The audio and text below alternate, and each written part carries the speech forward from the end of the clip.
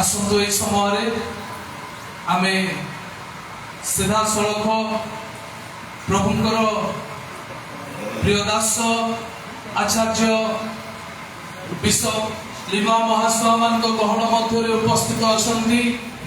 वर्तमान आम प्रभुंकर वाक्य शुणा जा समस्ते आम शांति सुस्थिरतार सहित बसु आम मैंने कौन प्रकार अन्य मनस्क न हो प्रभु आम समस्त कथा कहतु ताहांकर निकटवर्ती हेबारे प्रभु सहायक हुंतु। तेरे समय आमे माने आ समय अतिबाहित न करी प्रिय प्रभुंकर दासन को समय आह्वान करूं। प्रभु जीशु ख्रीष्ट बहुमूल्य नाम प्रभुंकर प्रिय दास लिमा महासन को आह्वान करूं। दयाकोरी उभा हे प्रभुंक वाक्य परिवेशन करेंगे। आसतु आमे समस्ते उच्च करताल सहित स्वागत करिबा।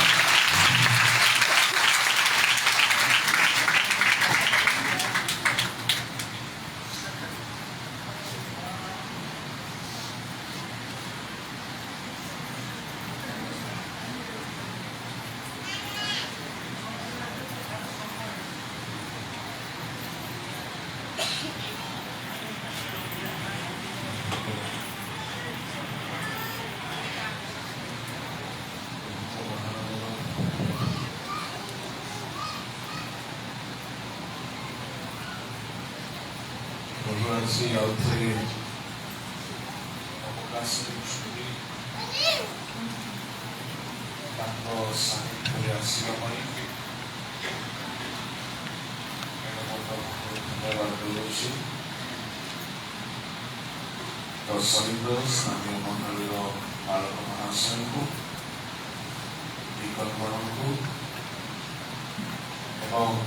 मंचासीन प्रभुपदास महाशय को जिला महाशय को आप समस्त को मोर बहुत साधुवाद नमस्कार। आसतु मते प्रार्थना करवा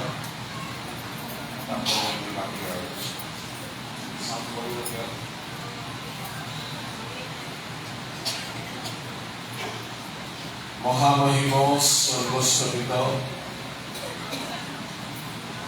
तुम महारामर धन्यवाद करुच। यही बेड़े आम्हे माने पुणी थरे तुम वाक्य अध्ययन करने को चाहूँ। प्रभु तुम्हें वक्ता हुई आम समस्त कथा कह एवं आम समस्त जीवन तुम वाक्य द्वारा उद्दीपित हो लाभान्वित हो अनुग्रह कर। तुम्हार बलवान हस्तरे समर्पित हुई प्रार्थना यीशु का नाम में।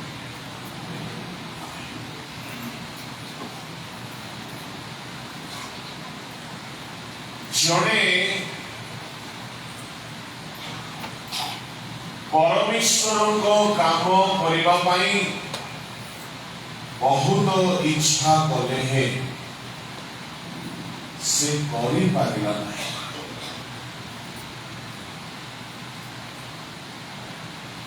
आसी आंभ मानक भितरे आमे अनेक थिबा जेउ माने पुरुष हेउ बा स्त्री मने मने आशा रखिथिबे काश मोदी के प्रभु को पाई व्यवहार हुई कि बाइबल जड़े प्रभु को पाई सेवा करिवार बहुत इच्छा कले अन्य सब है किंतु तांको इच्छा ପୂରଣ ହେଲା କାହିଁକି ଆଜି ଉପବାସ ପ୍ରାର୍ଥନାର ଦିନ ଅଟେ ଆମେ ବେଳ କରି ଅଛୁ ମୁଁ ସଂକ୍ଷିପ୍ତରେ ଅଳ୍ପ କଥା କହିବି ସନ୍ଧ୍ୟାରେ ଆମେ ଶୀଘ୍ର ଆରମ୍ଭ କରିବା ଯଥେଷ୍ଟ ସମୟ ପ୍ରଭୁଙ୍କ ସାନ୍ନିଧ୍ୟରେ ବିତାଇବା ଯଦି ଏଠାରେ କେହି ଅଛନ୍ତି ମୁଁ ପ୍ରଭୁଙ୍କ ପାଇଁ ବ୍ୟବହାର ହେବାକୁ ଚାହେଁ ଆଉ ଯଦି ହେଇପାରୁନାହାନ୍ତି ତାହେଲେ ମନୋଯୋଗୀ ହେଇକି ଶୁଣିବେ ବାଇବଲର ଜଣେ ବ୍ୟକ୍ତି ଯିଏ ପ୍ରଭୁଙ୍କ କାମ କରିବା ପାଇଁ ବହୁତ ଇଚ୍ଛା କଲା କିନ୍ତୁ ପ୍ରଭୁ ତାକୁ ରିଜେକ୍ଟ କଲେ ଅଗ୍ରାହ୍ୟ କାହିଁକି ସେ ଅଗ୍ରାହ୍ୟ ହେଲା ବୋଲି କହିଲେ ତାହାର ଅଜ୍ଞାନତା ଅନୁମାନରେ କିଛି କେସ୍ କରୁଛନ୍ତି କି କିଏ ସେ ବ୍ୟକ୍ତି ସେ ବ୍ୟକ୍ତି ହେଲେ ଦାଉଦ ପ୍ରଥମ ବଂଶାବଳୀ ବାହାର କରନ୍ତୁ ଦାଉଦଙ୍କର କଣ ତ୍ରୁଟି ରହିଲା କାହିଁକି ପରମେଶ୍ୱର ତାହାଙ୍କୁ ମନ୍ଦିର ନିର୍ମାଣ କରିବା ପାଇଁ ଡିସ୍କ୍ୱାଲିଫାଇଡ୍ ଗଣନା କଲେ 28 ଅଧ୍ୟାୟ ପ୍ରଥମ ବଂଶାବଳୀ ତାହାର 2-3 ପଦ ତ ମୁଁ ଦାଉଦ ରାଜା ଆପଣ ପାଦରେ ଠିଆ ହୋଇ କହିଲେ ହେ ମୋହର ଭାତୃଗଣ ମୋହର ଲୋକମାନେ ମୋହର କଥା ଶୁଣ ସଦାପ୍ରଭୁଙ୍କ ନିୟମ ଠିକୁଙ୍କ ନିମନ୍ତେ ଓ ଆମ୍ଭମାନଙ୍କ ପରମେଶ୍ୱରଙ୍କ ପାଦପୀଠ ନିମନ୍ତେ ଏକ ବିଶ୍ରାମର ଗୃହ ନିର୍ମାଣ କରିବା ମୋହର ମନସ୍ଥ ଥିଲା ଓ ମୁଁ ନିର୍ମାଣାର୍ଥେ ଆୟୋଜନ କରିଥିଲି ମାତ୍ର ପରମେଶ୍ୱର ମୋତେ କହିଲେ ତୁମ୍ଭେ ଆମ୍ଭ ନାମ ଉଦ୍ଦେଶ୍ୟରେ ଗୃହ ନିର୍ମାଣ କରିବ ନାହିଁ କାରଣ ତୁମ୍ଭେ ଯୁଦ୍ଧକାରୀ ଓ ରକ୍ତପାତ କରିଅଛ ଦାଉଦ ଗୃହ ନିର୍ମାଣ କରିବା ପାଇଁ ମନସ୍ଥ କରିଥିଲେ ଏଠାରେ ଯଦି କେହି ଅଛନ୍ତି ପ୍ରଭୁଙ୍କ ପାଇଁ କିଛି କରିବା ପାଇଁ ମନସ୍ଥ ଅଛି ମୁଁ ପ୍ରଚାର କରିବି ମୁଁ ସେବା କରିବି ମୁଁ ପ୍ରଭୁଙ୍କ ପାଇଁ ବ୍ୟବହାର ହେବି ପ୍ରଭୁଙ୍କ କର୍ମ କରିବି এই প্রকার মনস্থ ଥାଇକି କାହିଁକି ମନସ୍କାମନା ପୂରଣ ହୁଏ ନାହିଁ ଦାଉଦଙ୍କର ମନସ୍ଥ ଥିଲା ଦାଉଦଙ୍କର ଆଉ ଗୋଟିଏ ମନସ୍ଥ ଥିଲା ତାହା ବି ସଫଳ ହେଲା ଗୀତ 27:4 ପଢନ୍ତୁ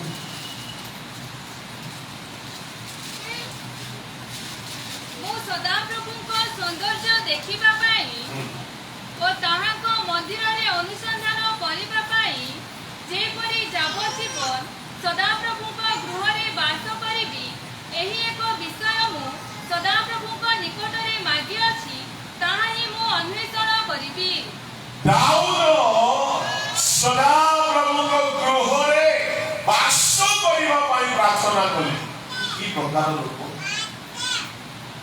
ରାଜପ୍ରାସାଦରେ ବସବାସ କରି ରାଜଶଯ୍ୟାରେ ଶୟନ କରି ରାଜଭୋଗ ଖାଦ୍ୟ ପେୟ ସୁଖ ସୁବିଧା ସମସ୍ତ ବହୁମୂଲ୍ୟ ଗୃହର ସାମଗ୍ରୀ ସବୁ ଥାଇକି ମଧ୍ୟ ସେ ସବୁରେ ଦାଉଦଙ୍କର ମନ ସନ୍ତୁଷ୍ଟ ହେଉନାହିଁ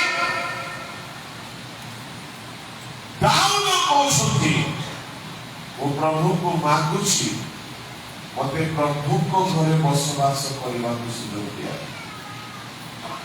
ସେତେବେଳେ ପ୍ରଭୁଙ୍କ ଘର ଗୋଟିଏ ତମ୍ବୁରେ ଥିଲା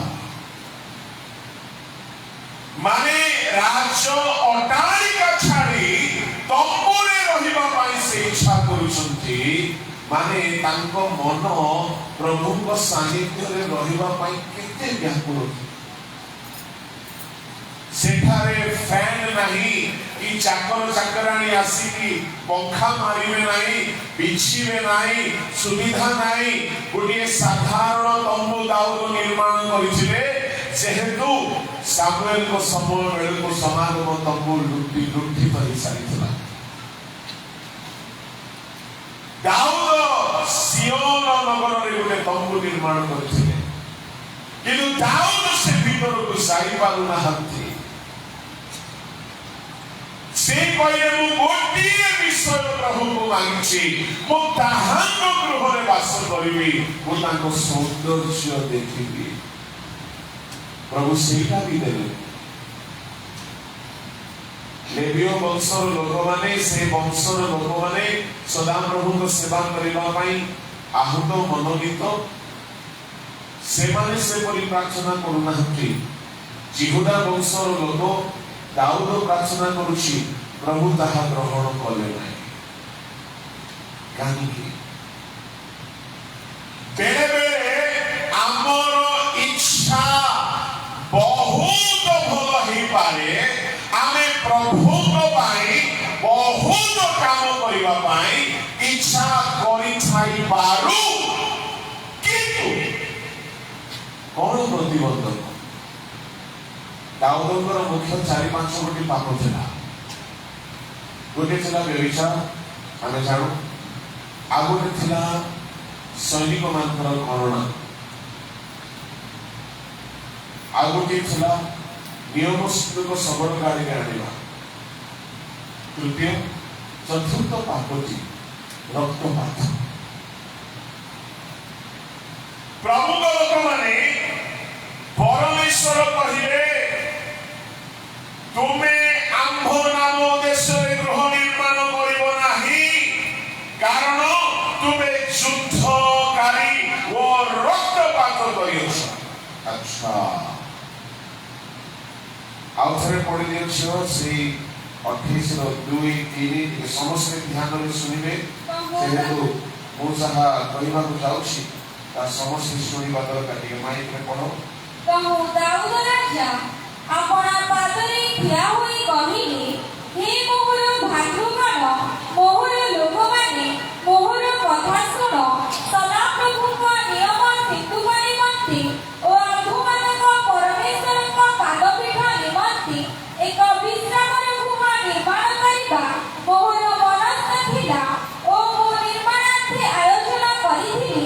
ମାତ୍ର ପରମେଶ୍ୱର ମୋତେ କହିଲେ, ତୁମ୍ଭେ ଆମ୍ଭ ନାମ ଉଦ୍ଦେଶ୍ୟରେ ଗୃହ ନିର୍ମାଣ କରିବ ନାହିଁ, କାରଣ ତୁମ୍ଭେ ଯୁଦ୍ଧକାରୀ ଓ ରକ୍ତପାତ କରିଅଛ।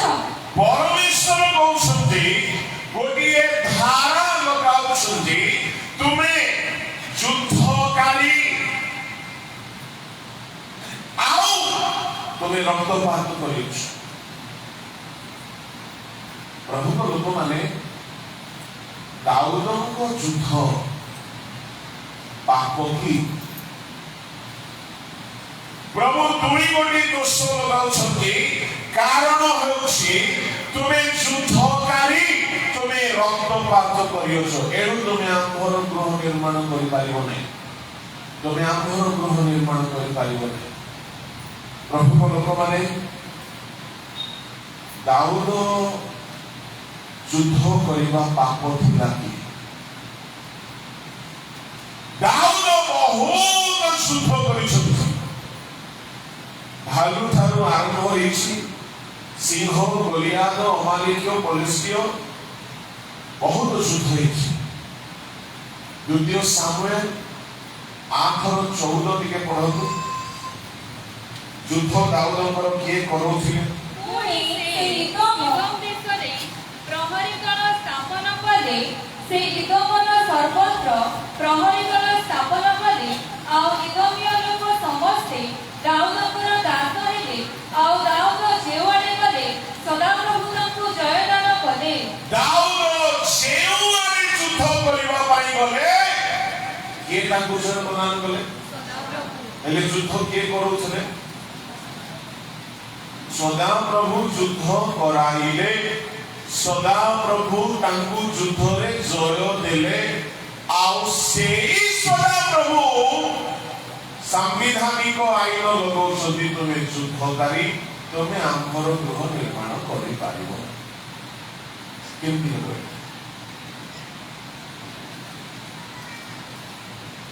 पुणी वंशावली काढନ୍ତୁ वंशावली प्रथम वंशावली 18-13 पढନ୍ତୁ सेम कथा लेखा रहिଛି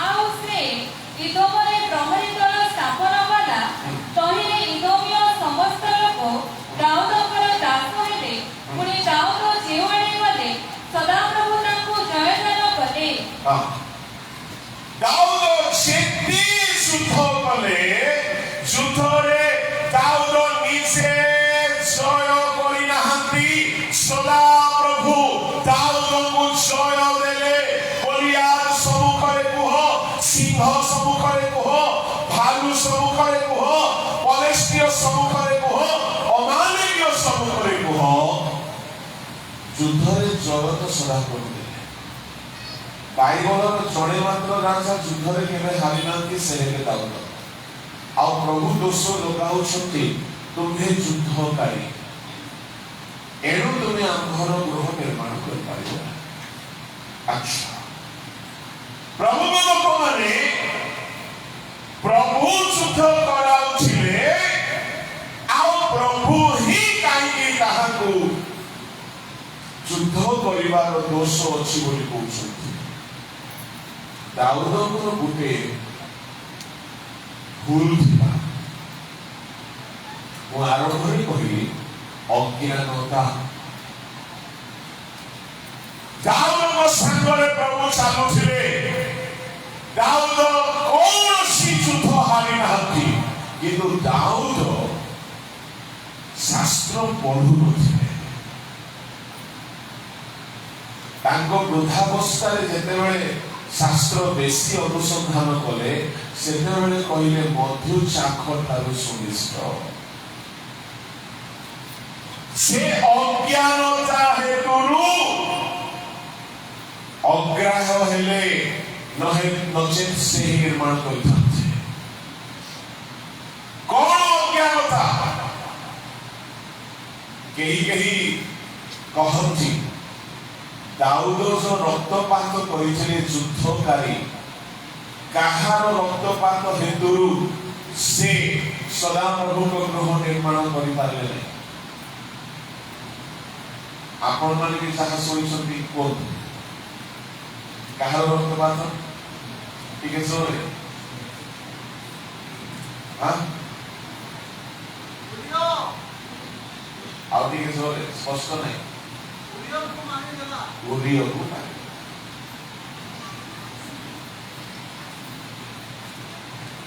उरियो को मारी देला उरियो रो हत्या कला एई अपराध दाऊद को हस्त रे छला हेले दाऊद उरियो को हत्या कला परे 7 दिन उपवास करना नहीं क्षमा पाइला नहीं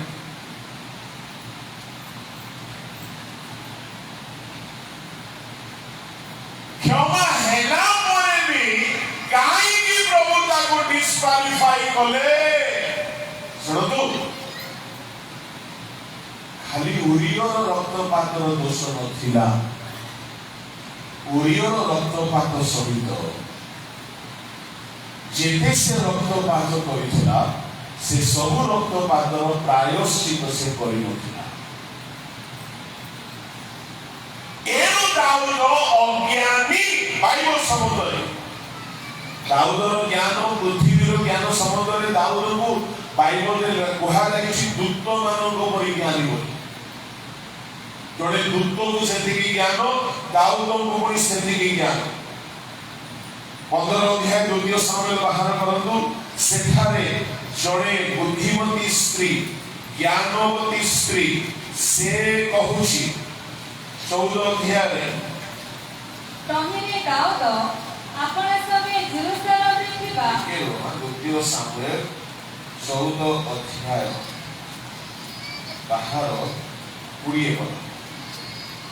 କଥାକୁ ଏପରି ବୁଲାଇ କହିବାକୁ ଆପଣଙ୍କ ଦାସ ଜୋୟାବ ଏହା କରିଅଛନ୍ତି। ଯାହା ହେଉ ମୋହର ପ୍ରଭୁ ପୃଥିବୀର ସମସ୍ତ ବିଷୟ ଜାଣିବା ପାଇଁ ପରମେଶ୍ୱରଙ୍କ ଦୂତଙ୍କ ଜ୍ଞାନ ପ୍ରମାଣେ ଜ୍ଞାନବାନ ଅଟନ୍ତି। ବାଇବଲ ଡିକ୍ଲେୟାର କରୁଅଛି ଦାଉଦ ଜଣେ ଦୂତଙ୍କ ପରି ଜ୍ଞାନୀ ଅଟନ୍ତି। ଦୂତମାନଙ୍କର ଜ୍ଞାନ ବହୁତ ଜ୍ଞାନ, ସେମାନେ ଜ୍ଞାନରେ ସିଦ୍ଧ, କିନ୍ତୁ ଦାଉଦକୁ ବାଇବଲର ଜ୍ଞାନ ନଥିଲା।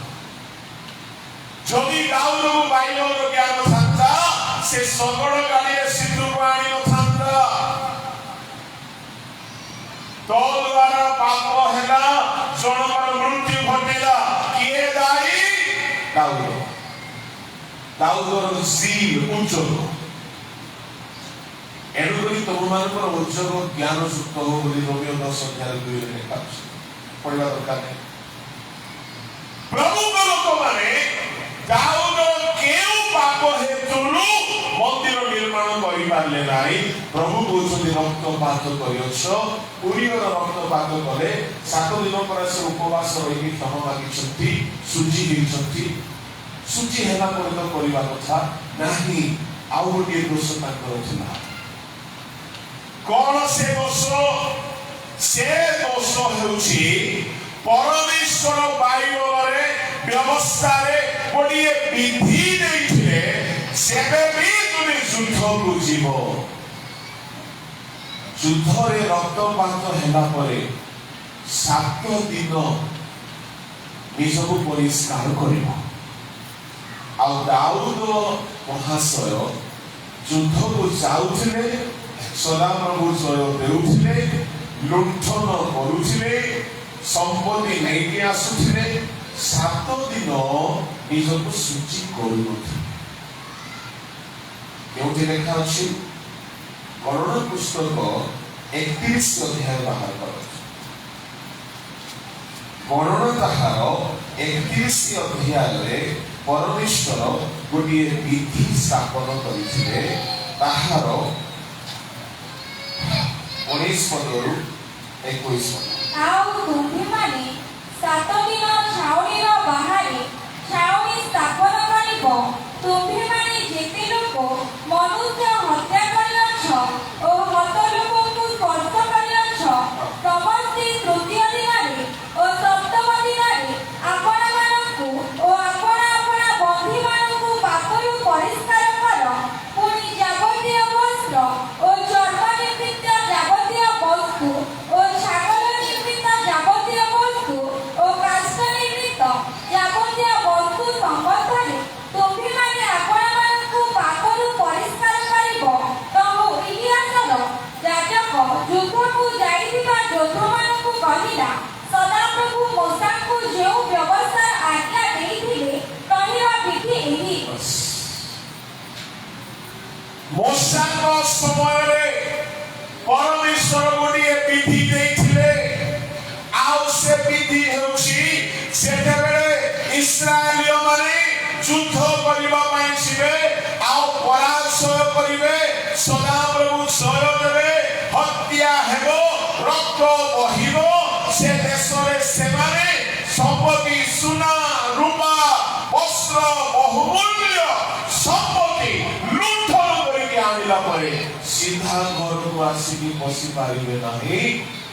ଗାଁର ବାହାରେ 7 ଦିନ ପାଇଁ ଆଉ ଗୋଟିଏ ଛାଉଣି ସ୍ଥାପନ କରିବେ।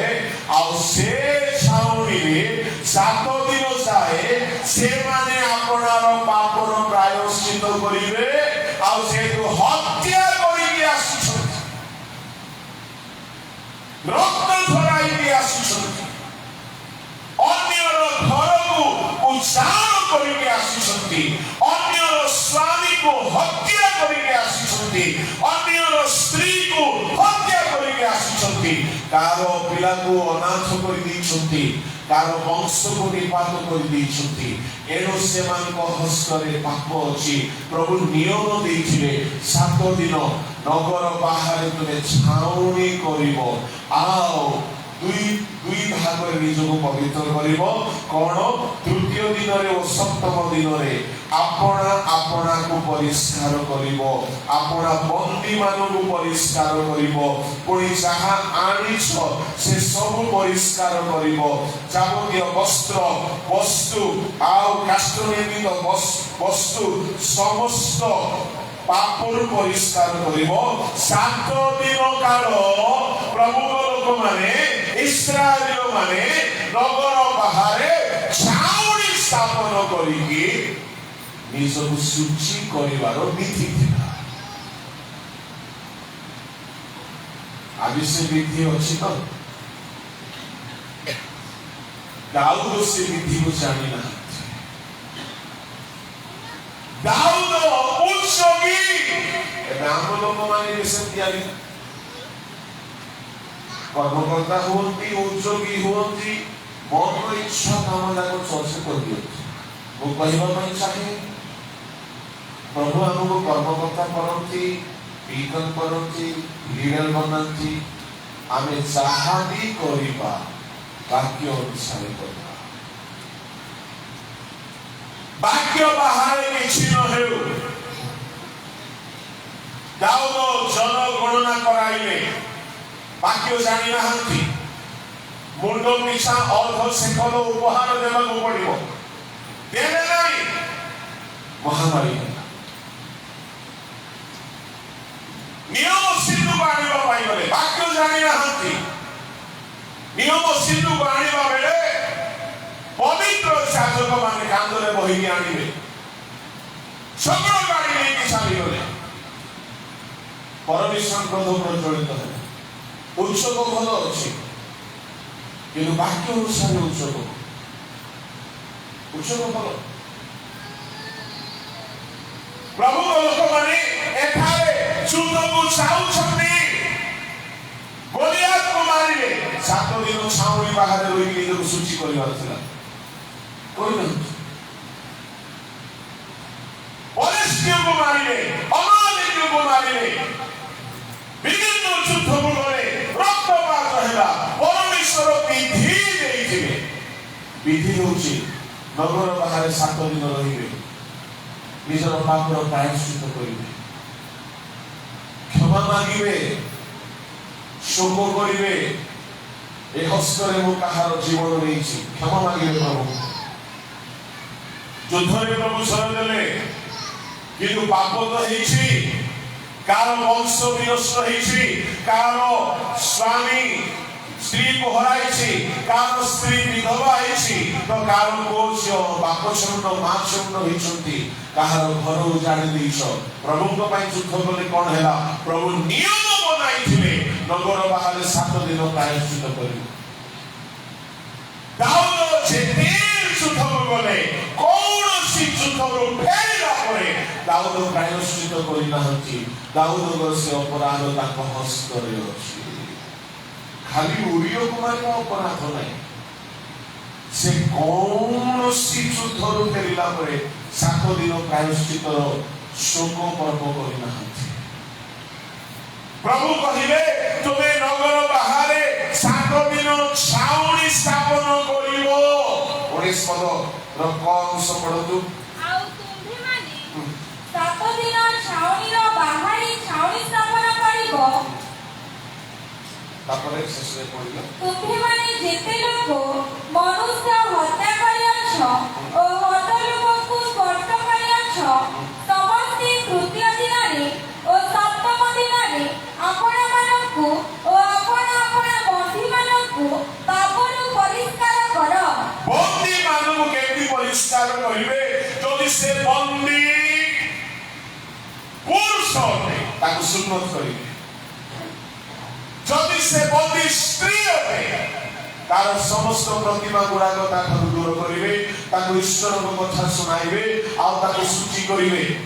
ଆଉ ଏମାନେ ନିଜର ହସ୍ତର ପାପ ଦୂର ହେବା ପାଇଁ ସପ୍ତାହ 7 ଦିନ ନଗର ବାହାରେ ଛାଉଣି ସ୍ଥାପନ କରିବେ, ଅନୁତାପ କରିବେ, ସୁଖ କରିବେ।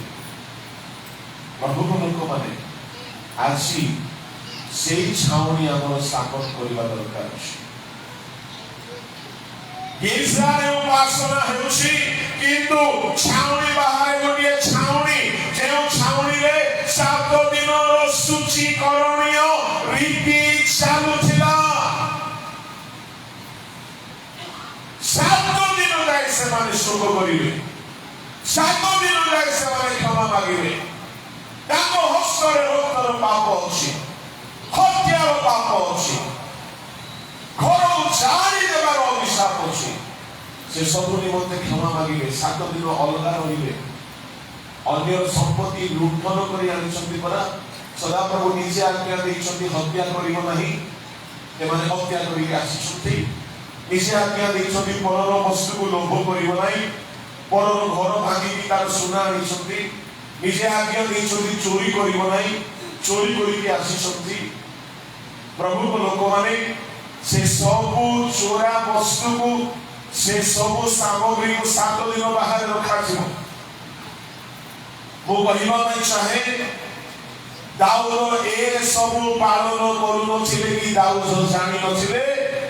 ଏ ହେତୁରୁ ଦାଉଦ ଯୁଦ୍ଧରେ ସର୍ବଦା ବିଜୟୀ ହେଲେ, ତାଙ୍କର ହସ୍ତର ପାପ ଦୂର ହେଲା। ସଦାପ୍ରଭୁ କହିଲେ ତୁମେ ଆମ ପାଇଁ ଗୃହ ନିର୍ମାଣ କରିପାରିବ ନାହିଁ, ତୁମ ହସ୍ତରେ ପାପ ଅଛି। କିନ୍ତୁ ସୋଲୋମନ ସାରା ଜୀବନ ଯୁଦ୍ଧ କରିନାହାନ୍ତି, ତାଙ୍କର ହସ୍ତ ନିର୍ଦୋଷ ଥିଲା। ମୁଁ ଆପଣଙ୍କୁ କହିବା ପାଇଁ ଚାହେଁ, ଯଦି ଆମ ଜୀବନରେ ଶୁଚି ପବିତ୍ରତା ନାହିଁ, ଆମେ ଯାହା ବି ମନସ୍ଥ କରିଛୁ ମୁଁ ପ୍ରଭୁଙ୍କ ପାଇଁ ବ୍ୟବହାର ହେବି, ହେଇପାରିବ ନାହିଁ। ଦାଉଦ 7 ଦିନ ଯଦି ପ୍ରତି ଯୁଦ୍ଧରୁ ଫେରିଲା ପରେ ସୂଚୀକରଣୀୟ ସମୟ ବିତାଇଥାନ୍ତେ, ନିଜକୁ ପରିଷ୍କାର କରିଥାନ୍ତେ, କ୍ଷମା ମାଗିଥାନ୍ତେ, 7 ଦିନ ଛାଉଣି ବାହାରେ ରହି ନିଜର ପାପ ଅଧର୍ମର ପରିହାର କରିଥାନ୍ତେ, ତାର ପ୍ରାୟଶ୍ଚିତ କରିଥାନ୍ତେ, କ୍ଷମା ପ୍ରାର୍ଥନା କରିଥାନ୍ତେ, ଶୁଚି ହେଇକି ନଗରକୁ ଆସିଥାନ୍ତେ, ତାଙ୍କର ହସ୍ତ ଶୁଚି ହେଇଥାନ୍ତା, ଆଉ ସେ ସଦାପ୍ରଭୁଙ୍କ ମନ୍ଦିର ନିର୍ମାଣ କରିପାରିଥାନ୍ତେ। ପରମେଶ୍ୱର କାହିଁକି ସୋଲୋମନକୁ ମନୋନୀତ କଲେ? ସେ ହସ୍ତରେ ରକ୍ତପାତ କରିଲେ। କାହିଁକି ଦାଉଦ ଅଗ୍ରାହ ହେଲା? ତା ହସ୍ତରେ ରକ୍ତପାତ। ସେ ହସ୍ତରେ ବୀଣା ବଜେଇଲେ ଭୂତ ଯାଉଛି, କିନ୍ତୁ ପ୍ରଭୁଙ୍କ ବିଶେଷ ସେବା କରିପାରିବ ନାହିଁ ସେ ହସ୍ତରେ। ମତେ କୁହନ୍ତୁ ଆଜ୍ଞା, ସେ ହସ୍ତରେ କଣ ସେ ଇଟା ଗାନ୍ଥିଥାନ୍ତା କି? ନା ମାଟି ଖୋଳିଥାନ୍ତା? ନା ପଥର ଆଣିକି ଚୂନ ଲଗେଇକି ଲେପିଥାନ୍ତା, ଯୋଡ଼ିଥାନ୍ତା? ନାଇଁ, ସେ ବିଲକୁଲ ମାଟି ଖୋଳି ନଥାନ୍ତା, ପଥର ହାତରେ ଉଠେଇ ନଥାନ୍ତା, ସେ ଖାଲି ଅର୍ଡର ଦେଇଥାନ୍ତା, ସେ ଖାଲି ଟଙ୍କା ଲଗାଇଥାନ୍ତା। କିନ୍ତୁ ପ୍ରଭୁ କହିଲେ ତୁମର ହସ୍ତରେ ପାପ ଅଛି। ଗୋଟିଏ ପାପ କରିବା ଲିଡର ଦ୍ୱାରା ମୋର କାମ ହେଇପାରିବ, କର୍ମକଥା ହେଇପାରିବ, ସେବା ହେଇପାରିବ, ପାଷ୍ଟର ବି ହେଇପାରିବ, ବକ୍ତା ବି ହେଇପାରିବ, କାମ ହେବ ନାହିଁ, ବିଗତ ହେଇଯାଇପାରିବ, ପ୍ରଭୁଙ୍କ କାମ ହେବ। ବହୁତ ଇଚ୍ଛା ଥିବ, ମୁଁ ଆତ୍ମା ଲାଭ କରିବି, ମୁଁ ରିଭାଇଭାଲ ଆଣିବି, ମୁଁ ଲୋକମାନଙ୍କ ପାଇଁ ବହୁତ ସେବା ଦେବି, ଇଚ୍ଛା ଥିବ, କରିପାରିବେ ନାହିଁ। କାରଣ ହଉଛି ପାପ। ପାପ। ଦାଉଦ ଅଜ୍ଞାନୀ ଥିଲେ ବାକ୍ୟ ସମ୍ବନ୍ଧରେ ଆରମ୍ଭ ଦିନ ମାନଙ୍କରେ, ଶେଷରେ ତାଙ୍କର ଅଜ୍ଞାନତାର ସେ ସମାଧାନ କଲେ, ଶାସ୍ତ୍ର ଅନୁସନ୍ଧାନ କଲେ। ମୁଁ କହିବା ପାଇଁ ଚାହେଁ, କୌଣସି ସର୍ଟକଟ ରାସ୍ତା ନାହିଁ। ଆଜି ଉପବାସର ଦିନରେ ଯଦି ଆପଣ ଚାହୁଁଛନ୍ତି ମୁଁ ପ୍ରଭୁଙ୍କ ପାଇଁ ବଞ୍ଚିବି, ପ୍ରଭୁଙ୍କ ପାଇଁ କିଛି ବି କରିବି, ମୁଁ କହିବା ପାଇଁ ଚାହେଁ କିଛି ନୁହଁ, ବହୁତ କିଛି ପ୍ରଭୁ ଆପଣଙ୍କ ପାଇଁ କରିବା ପାଇଁ ଚାହିଁବେ। ଆପଣ ଯାହା ମନସ୍ଥ କରିଛନ୍ତି ତାହା ଯଦି ସଫଳ ହେଉ ବୋଲି ଚାହୁଁଛନ୍ତି, ନିଜକୁ ପରିଷ୍କାର କରିବାକୁ ପଡ଼ିବ। ନଗର ବାହାରେ ଛାଉଣି ସ୍ଥାପନ କଲା ଭଳି ପ୍ରମୁଖ ଲୋକମାନେ ପରିଷ୍କାର କରଣୀୟ ଛାଉଣି, ଶୁଦ୍ଧିକରଣୀୟ ଛାଉଣି, ସେ ଛାଉଣିରେ ଆମର ପ୍ରମୋଦ ନାହିଁ, ଭୋଗ ବିଳାସ ନାହିଁ, ସୁଖ ନାହିଁ, ନିଦ୍ରା ନାହିଁ, ଆମର ପ୍ରମୋଦ ନାହିଁ,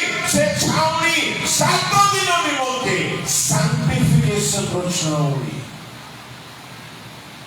मंडली रे गोटे दिन दुई दिन उपवास कले किछि हेबो नै आज्ञा किछि हेबो नै कथारे कहते नै खड़ा सिजिबो नै किछि हेबो नै गोटे गोटे मंडली 40 दिन बसुछंती मु आपण मानकु भी परामर्श करूछि यदि वास्तव में निज जीवन को प्रभु उपयोगी करने को चाहते सबू भूली जाए प्रभु को पाखे बस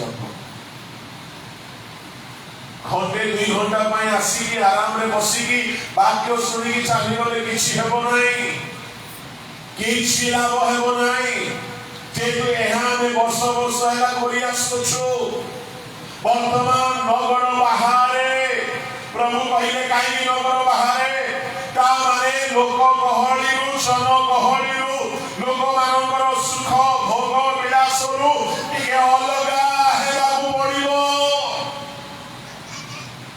गिरजारे आसिकी बसिले 2 घंटा घरे जाके बसिले टीवी सामने 2 घंटा मोबाइल सामने 2 घंटा गपिले खाइले पीले मस्त आनंद प्रमोद कले ए प्रकार चलीथिबो जितुली मासु ता बोपासु किछि काम होबनी मोसा थाई किछि करि भाले नाही दाऊद परि लोक करि भाले नाही प्रभु को काम निर्माण करि भाले नाही प्रभु रिसेट करि देले मु आपन को कहबा पाई चाहे more holy more useful less holy less useful no holy no useful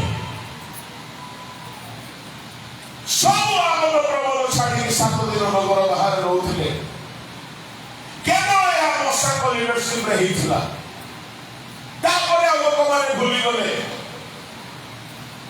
प्रभु लोक माने मो आपन को कहबा पाई चाहे जदि टिकिए भी अपराध मो हस्तरे अछि टिकिए भी पाप मो शरीर रे अछि टिकिए भी अस्तिका जदि मो चक्षु रे मो मन रे मो शिवारे मो जीवन रे अछि प्रभु चाह मंदी करबा को चाहथिबे ताहा विलंब हेबो आ जदि सुधरिले नै ताहा आओ जण को शिफ्ट करि दिया जिवो काम बंद हेबो नै दाऊद चाहिला मंदिर निर्माण करिबो प्रभु कहिले आओ जने निर्माण करिबो आमे तोर प्रदीप घुचाई देबो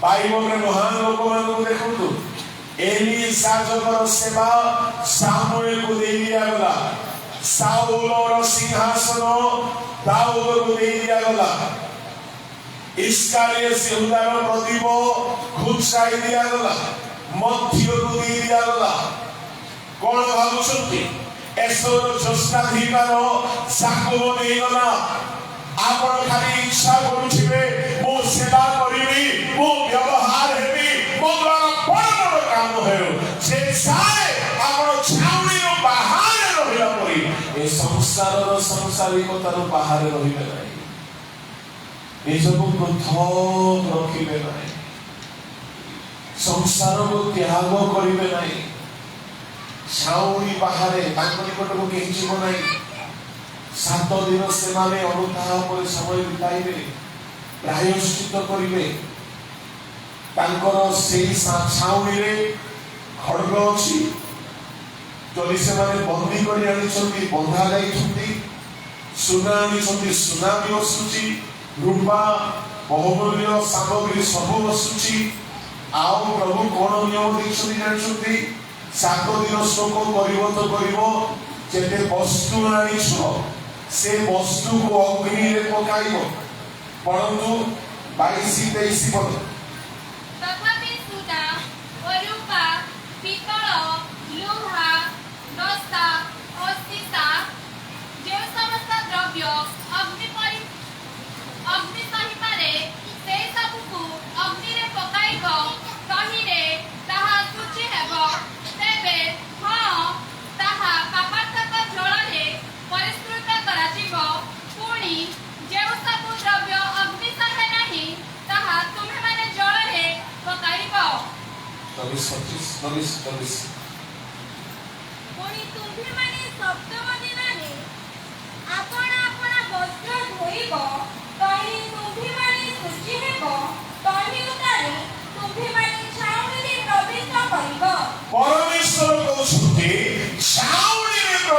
କରିବା ଆଗରୁ ଯେତେ ସାମଗ୍ରୀ ଆଣିଛ ଯାହା ଯାହା ଅଗ୍ନି ସହି ପାରିବ ଅଗ୍ନିରେ ପକାଇବ। ସୁନାର ଯେତେ ଗହଣା ଆଣିଛ ସବୁ ନିଆଁରେ ପକାଅ। କାହିଁକି? ଅଗ୍ନିରେ ପକାଇଲେ ତାହା ଶୁଚି ହେବ। ଅଗ୍ନିରେ ପକାଇଲେ ତାହା ଶୁଚି ହେବ। ଯାହା ଅଗ୍ନି ସହିପାରିବ ନାହିଁ, ସୁନା ରୂପା ଆଉ ପିତ୍ତଳ ଲୁହା ଯାହା ଅଗ୍ନି ସହିପାରିବ ଅଗ୍ନିରେ ପକାଅ। ଅଗ୍ନି ଦ୍ୱାରା ବସ୍ତୁକୁ ଶୁଚି କର, ଜଳରେ ଧୋଇକି ବସ୍ତ୍ରକୁ ଶୁଚି କର, ପାପ ସ୍ୱୀକାର କରିକି ମନକୁ ଶୁଚି କର। ଯାହା ଯାହା ଅଗ୍ନିରେ ନଷ୍ଟ ହେଲା ପରି ଜିନିଷ ତାହାକୁ ପାପାର୍ଥକ ଜଳରେ ଧୋଇକି ଶୁଚି କର। 7 ଦିନ ସବୁ ଶୁଚି ହେଲା ପରେ ତୁମେ ଛାଉଣି ଭିତରକୁ ଆସ। ଦାଉଦ ମହାଶୟ ଯୁଦ୍ଧକୁ ଯାଉଥିଲେ, ଯୁଦ୍ଧ କରୁଥିଲେ, ଲୁଣ୍ଠନ କରୁଥିଲେ, ହତ୍ୟା କରୁଥିଲେ। ଏ 7 ଦିନର ଶୁଚିକରଣୀୟ ବିଧି ପାଳନ କରୁନଥିଲେ। ଯଦି ସେ ପାଳନ କରିଥାନ୍ତେ ତେବେ ସଦାପ୍ରଭୁ ତାଙ୍କର ଅଶୁଚିତାକୁ ମାର୍ଜନା କରିଥାନ୍ତେ, ଆଉ ସେ ସଦାପ୍ରଭୁଙ୍କ ଗୃହ ନିର୍ମାଣ କରିଥାନ୍ତେ। ସେଇ ସେବା ସୋଲୋମନଙ୍କୁ ଦିଆଯାଇନଥାନ୍ତା, ଦାଉଦଙ୍କ ଦ୍ୱାରା ନିର୍ମିତ ହେଇଥାନ୍ତା। ମୁଁ କହିବା ପାଇଁ ଚାହେଁ ଗୋଟିଏ କଥା, ଯୁବା ହୁଅ ବା ଯୁବତୀ, ବୃଦ୍ଧ ହୁଅ ବା ବୃଦ୍ଧା, ଆପଣ ଯେତେ ଦିନ ପର୍ଯ୍ୟନ୍ତ ନିଜକୁ ପ୍ରବଞ୍ଚନା କରିବେ, ପବିତ୍ର କରିବେ ନାହିଁ, ପ୍ରଭୁଙ୍କ କାମରେ ଲାଗିପାରିବେ ନାହିଁ। ସୂକ୍ଷ୍ମାତି ସୂକ୍ଷ୍ମ ଭାବରେ ବସିବାକୁ ପଡ଼ିବ। ସୂକ୍ଷ୍ମାତି ସୂକ୍ଷ୍ମ ଭାବରେ ପାପକୁ ଖୋଜିବାକୁ ପଡ଼ିବ। ପାପର ପରିଷ୍କାର ହେବାକୁ ପଡ଼ିବ। ଯେ କେହି ଆପଣଙ୍କୁ ପରିଷ୍କାର କରେ ସେ କର୍ତ୍ତାଙ୍କ ଉପଯୋଗୀ ପାତ୍ର ହୁଏ। ପରମେଶ୍ୱର ପବିତ୍ରତା ଖୋଜନ୍ତି, ସେ କର୍ମକର୍ତ୍ତା ଖୋଜନ୍ତି ନାହିଁ, ସେ ପବିତ୍ରତା ଖୋଜନ୍ତି। ପରମେଶ୍ୱର ବଡ଼ ଟ୍ୟାଲେଣ୍ଟେଡ କୁ ଖୋଜୁନାହାନ୍ତି, ସେ ଏନୋଇଣ୍ଟେଡ କୁ ଖୋଜୁଛନ୍ତି। ଗୋଟିଏ 13 ବର୍ଷର ପିଲା, ମୁଁ ଆପଣଙ୍କୁ ଗୋଟିଏ କଥା କହିକି ସମାପ୍ତ କରିବି। ପେଣ୍ଟିକଷ୍ଟ ଦିବସରେ ଯେତିକି ଉଦ୍ଦୀପନା ଆସିଥିଲା, ତାଠାରୁ ବି ବଡ଼ ଉଦ୍ଦୀପନା ଆସିଲା 1904 ମସିହାରେ ୱେଲ୍ସ ନାମକ ସହରରେ। ଗୋଟିଏ 13 ବର୍ଷର ପିଲା, କୋଇଲା ଖଣିରେ କାମ କରୁଥିବା ପିଲା, ସେ ପ୍ରତିଦିନ ପ୍ରାର୍ଥନା କରୁଥିଲା, ହେ ପ୍ରଭୁ ବେଶ୍ୟା ମାନଙ୍କର ବେଶ୍ୟା ବନ୍ଦ ହେବା ଦରକାର, ମଦୁଆ ମାନଙ୍କର ମଦ ଭାଟି ବନ୍ଦ ହେବା ଦରକାର, ବିଭିନ୍ନ ପ୍ରକାର ନିଶା ଦୋକାନ ବନ୍ଦ ହେବା ଦରକାର, ଗୁଣ୍ଡା ମାନେ ଚୋର ଡକାୟତ ମାନେ ପରିବର୍ତ୍ତନ ହେବା ଦରକାର, ଆମ ନଗର ରକ୍ଷା ପାଇବା ଦରକାର। ଏମାନେ ନର୍କ ନ ସାଧୁ, ପ୍ରଭୁ ଏମିତି ଶକ୍ତି ଦିଅ କି ଆମର ବାକ୍ୟ ଦ୍ୱାରା ଲୋକମାନେ ପରିବର୍ତ୍ତନ ହେତୁ, ପାପରୁ ଫେରନ୍ତୁ। ଗୋଟେ 13 ବର୍ଷର ପିଲା ସେ କୋଇଲା ଖଣିରେ ମଜୁରୀ କୁଲି କାମ କରୁଥିଲା, ପ୍ରତିଦିନ ପ୍ରାର୍ଥନା କରେ। 13 ବର୍ଷ ବିତିଗଲା। ମୁଁ ତା ଜୀବନୀକୁ ପଢୁଥିଲି, ଶୁଣୁଥିଲି। 5 ରୁ 7 ଘଣ୍ଟା ପ୍ରାର୍ଥନାରେ ବସୁଥିଲା। 5 ରୁ 7 ଘଣ୍ଟା ଦୈନିକ। 26 ବର୍ଷ ବୟସରେ ଦିନେ କିଛି ଲୋକଙ୍କୁ ନେଇକି ସେ ପ୍ରାର୍ଥନାରେ ବସିଛି। ହଠାତ୍ ପରମେଶ୍ୱରଙ୍କର ଆତ୍ମା ଅବତୀର୍ଣ୍ଣ ହେଲେ, ସମସ୍ତେ ପବିତ୍ର ଆତ୍ମାରେ ପୂର୍ଣ୍ଣ ହେଲେ। ଆଉ ଏମିତି ହେଲା ଯେ ଯିଏ ବି ଆସିଲା ସୁସ୍ଥ ହେଲା, ଯିଏ ବି ଆସିଲା ପ୍ରଭୁଙ୍କ ସ୍ପର୍ଶ ପାଇଲା। ପଥର ପରି ହୃଦୟ ଲୋକମାନେ ଅନୁତାପ କଲେ, କ୍ଷମା ମାଗିଲେ, ପାପରୁ ଫେରିଲେ। ଧୀରେ ଧୀରେ ଖବର ଚାରିଆଡ଼େ ବ୍ୟାପ୍ତ ହେଲା, ରୋଗୀମାନେ ଆସିବାକୁ ଲାଗିଲେ। ଥାନା ଆଉ କେସ୍ ଗଲା ନାହିଁ। ଥାନା ବାଲା ଦେଖିଲେ କାହିଁକି ଗୋଟିଏ ହେଲେ କେସ୍ ଆସୁନାହିଁ, କାହିଁକି ଚୋର ଡକାୟତ ମାନେ କୁଆଡେ ଗଲେ, ମାସ ହେଲା କାହିଁକି କେସ୍ ଆସୁନାହିଁ। ଜଣେ କହିଲା, ଆଜ୍ଞା ସମସ୍ତେ ତ ଆଜ୍ଞା ସେ ଏଭାନ ରବର୍ଟ ନାମକ ପିଲାର ଚୋଟକୁ ପଳେଇଛନ୍ତି। ସବୁ ଗୁଣ୍ଡା ଚୋର ଡକାୟତ ମାନେ କ୍ରାଇମ କରିବା ଛାଡ଼ିକି, ହତ୍ୟା କରିବା ଛାଡ଼ି ଆଣ୍ଠୁ ଭାଙ୍ଗି ଅନୁତାପ କରି ଫେରୁଛନ୍ତି। ଡକ୍ଟର ମାନେ ଅପେକ୍ଷାରେ ଥିଲେ, କାହିଁକି ରୋଗୀ ମାନେ ଆସୁନାହାନ୍ତି?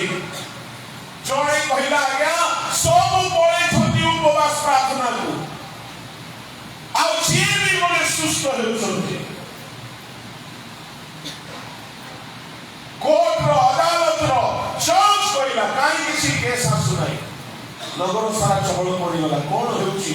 ଆମ ନଗରରେ ହତ୍ୟା ହେଉନାହିଁ, ଚୋରି ହେଉନାହିଁ, ବେଶ୍ୟାଳୟ ବନ୍ଦ ହେଇଗଲା, ମେଡିସିନ ଷ୍ଟୋର ଗୁଡାକ ବନ୍ଦ ହେଇଗଲା, ରୋଗୀ ମାନଙ୍କର ହସ୍ପିଟାଲ ବନ୍ଦ ହେଇଗଲା। ମୁଁ କହିବା ପାଇଁ ଚାହେଁ ସମସ୍ତେ ଯାଇକି ହଜାର ହଜାର ଲୋକ ବସିଛନ୍ତି। ଗୋଟେ ଭେଣ୍ଡିଆ ପିଲା 26 ବର୍ଷର ପିଲା ପରିଚାଳନା କରୁଛି। ପ୍ରଭୁ ତା ମୁଖ ଦେଇ କାର୍ଯ୍ୟ କରୁଛନ୍ତି। ଆଉ ସେଠାରେ ଏମିତି ଉଦ୍ଦୀପନା ଆସିଲା, ମୁଁ କହିବା ପାଇଁ ଚାହେଁ ତାହା ପେଣ୍ଟିକଷ୍ଟର ଉଦ୍ଦୀପନା ଠାରୁ ବି ଅଧିକ ପାୱାରଫୁଲ ଥିଲା। ସେଇ ଉଦ୍ଦୀପନାରେ ଲୋକେ ସମସ୍ତେ ଈଶ୍ୱରଙ୍କ ଶକ୍ତି ଦେଖିଲେ, ଚାଖିଲେ, ପାପରୁ ଫେରିଲେ, କାନ୍ଦିଲେ। କେବେ ନ କାନ୍ଦିବା ଲୋକ ବି କାନ୍ଦିଲେ। କହିଲେ ଏମିତି ହେଲା। ସେ ମଧ୍ୟରୁ ଜଣେ ଗଲେ ଆମେରିକା। ସେ ଆମେରିକାର ପୁରା ମହାଦେଶରେ ଯୁଆଡ଼େ ଗଲା ସିଆଡ଼େ ଲୋକମାନେ ପରିବର୍ତ୍ତନ ହେଲେ, ପାପରୁ ଫେରିଲେ, ଲୋକ ସୁସ୍ଥ ହେଲା, ଆଶ୍ଚର୍ଯ୍ୟ କର୍ମ ହେଲା। ଜଣେ ଆସିଲା ନାଗାଲାଣ୍ଡ, ଜଣେ ଗଲା କେରଳ। 100 ବର୍ଷ ତଳର କଥା। ଆଜି ମିନିଷ୍ଟ୍ରି ପାଖାପାଖି 200 ଦେଶରେ ଜଣ ଜଣଙ୍କ ଦ୍ୱାରା ଆରମ୍ଭ ହୋଇଥିବା କାମ ଚାଲୁଛି। ମୁଁ କହିବା ପାଇଁ ଚାହେଁ ଖାଲି ଚର୍ଚ୍ଚକୁ ଆସିକି 2 ଘଣ୍ଟା ବସିକି ଗଲେ ହେବ ନାହିଁ। ଛାଉଣି ବାହାରେ ଇସ୍ରାଏଲ ମାନେ ଯେମିତି ସୂଚି ହେଉଥିଲେ ସେମିତି ସମୟ ବାହାର କରି ଆପଣଙ୍କୁ ପରିଷ୍କାର କରିବାକୁ ପଡ଼ିବ, କାନ୍ଦିବାକୁ ପଡ଼ିବ, ସମୟ ବିତାଇବାକୁ ପଡ଼ିବ, ଉପବାସରେ ସମୟ କ୍ଷେପଣ କରିବାକୁ ପଡ଼ିବ, ଘଣ୍ଟା ଘଣ୍ଟା ଆଣ୍ଠୁରେ ରହିବାକୁ ପଡ଼ିବ। ସର୍ଟକଟ ରାସ୍ତା କିଛି ନାହିଁ। ଆମ ଗଜପତିର ପୂର୍ବତନ ସାଧୁମାନଙ୍କୁ ଆମେ ମନେ ପକାଉଛୁ କାହିଁକି ସେମାନେ ମହାନ ମହାନ କର୍ମ କଲେ। ଛାଉଣି ବାହାରେ ରହୁଥିଲେ ବେଶୀ, ବଣ ଜଙ୍ଗଲରେ ପ୍ରଭୁଙ୍କ ସାନ୍ନିଧ୍ୟରେ ରହୁଥିଲେ ବେଶୀ, ଦୁନିଆର ସୁଖ ସୁବିଧାରୁ ପଛରେ ରହୁଥିଲେ, ଉପବାସ କରୁଥିଲେ, ଆଣ୍ଠୁ ଭାଙ୍ଗୁଥିଲେ, କାନ୍ଦୁଥିଲେ, ପ୍ରଭୁଙ୍କ ଶକ୍ତି ଅଧିଷ୍ଠାନ କରୁଥିଲା, କାମ ହେଉଥିଲା। ଆଜି ବି ତାହା ଦରକାର ଅଛି। ଯଦି ଆମେ ରେଡି ହେବା ନାହିଁ, ସଲୋମନକୁ ପ୍ରଭୁ ରେଡି କଲା ପରି ଆଉ କାହାକୁ ରେଡି କରିଦେବେ? ଆମେ ଖାଲି ଇଚ୍ଛା କରି ମୁଁ ବନେଇଥାନ୍ତି, ମୁଁ ସେବା କରିଥାନ୍ତି, ମୁଁ ବ୍ୟବହାର ହେଇଥାନ୍ତି। ଏମିତି କହି ଦାଉଦ ବୁଢା ହେଇଗଲେ, ପ୍ରଭୁଙ୍କ ଘର କରିପାରିଲେ ନାହିଁ। ଯେହେତୁ ସେ ନିଜର ପାପର ପ୍ରାୟଶ୍ଚିତ ପାଇଁ 7 ଦିନର ଯୋଉ ନିୟମ ଥିଲା ତାହା ସେ କରୁନଥିଲେ। ସଲୋମନ ସେଥିର ଯୋଗ୍ୟ ଦେଖାଗଲା। କାହିଁକି ଯୋଗ୍ୟ ଦେଖାଗଲା? ଜଣେ ରାଜା ହିଁ କରିପାରିବ, ଆଉ ତାର ହସ୍ତରେ ଦୋଷ ନାହିଁ। ମୁଁ ଗୋଟେ କଥା କହିକି ସମାପ୍ତ କରୁଛି। ଯଦି ଆପଣ ଚାହୁଁଛନ୍ତି ଆପଣଙ୍କ ପାଇଁ ପ୍ରଭୁ ଯାହା ରଖିଛନ୍ତି ତାହା ଅନ୍ୟ କାହାରିକୁ ଦିଆନଯାଉ। ଆପଣ ଚାହୁଁଛନ୍ତି ଆପଣଙ୍କର ଯୋଉ ଇଚ୍ଛା ଅଛି ତାହା ପ୍ରଭୁ ଶୁଣନ୍ତୁ, ଦେଖନ୍ତୁ, ସଫଳ କରନ୍ତୁ, ତେବେ ନିଜକୁ ସୂଚି କରନ୍ତୁ। ଆସନ୍ତୁ ଚକ୍ଷୁ ବନ୍ଦ କରିବା।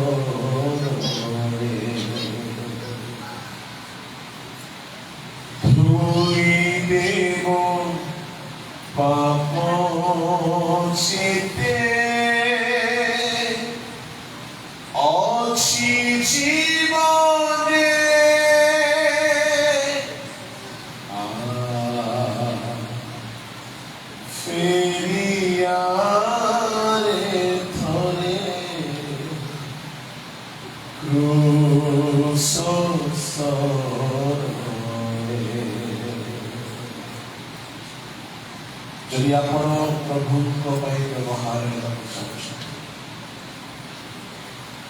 मन में बहुत किसी मनस्थ जदि ताहार सफल चाहते निजर जीवन को जे जाए आप सूची करेंगे ना प्रभु को सूचना आपण को जीवन में सफल हो जदि आप अवहेला हे जदि अन्य कई सूची देखा जीवे प्रभु तांको से सौभाग्य एणु आशीर्वाद शुणी जदि जीवन दोष देखा जाऊँ पाप देखा जाऊँ ये गीत भी है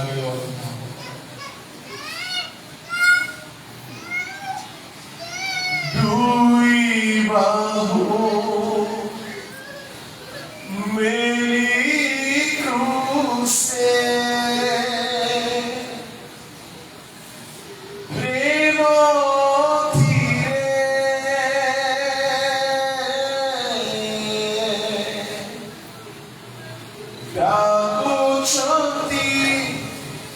जीसु राजा क्षमा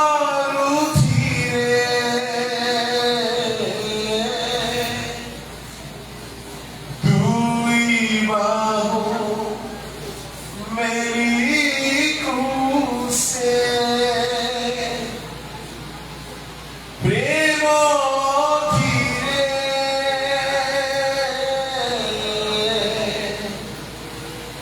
डाकुचंती जीसु राजा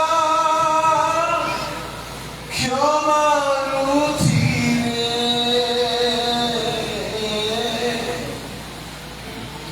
धोई देवे पापो जीते अच्छी जीवने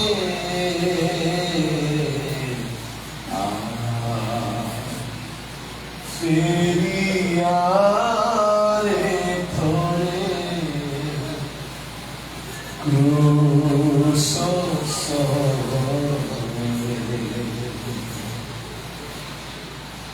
धोई देवे पापों से अच्छी जीवने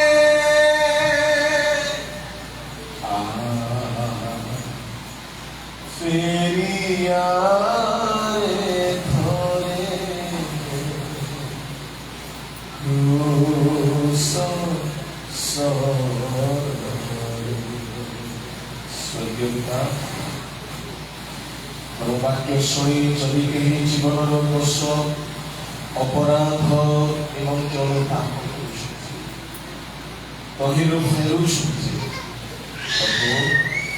तुम्हें क्षमा कर दियो कहार जीवन पाप से आशीर्वाद से वंचित न कराओ कहार जीवन गुप्त दोष गुप्त अपराध से आशीर्वाद से दूर न करो प्रभु तुम्हारी वाक्य सहारे अनुसंधान करो तदनुसार जीवन को सजाड़ा साहाय्य कर राजा निज हस्त निज जिह्वा निज हस्ताधर निज कर्ण निज चक्षु निज अंग प्रत्यंग शुचि करी पवित्र होई प्रभु तुमर सेवा निमंते यज्ञ हेतु से एक शुचि पवित्र जीवन स्वर्गीय पिता ये समय सेवा कार्य को सचेतन कर धन्यवाद सहित प्रार्थना जीशु को नाम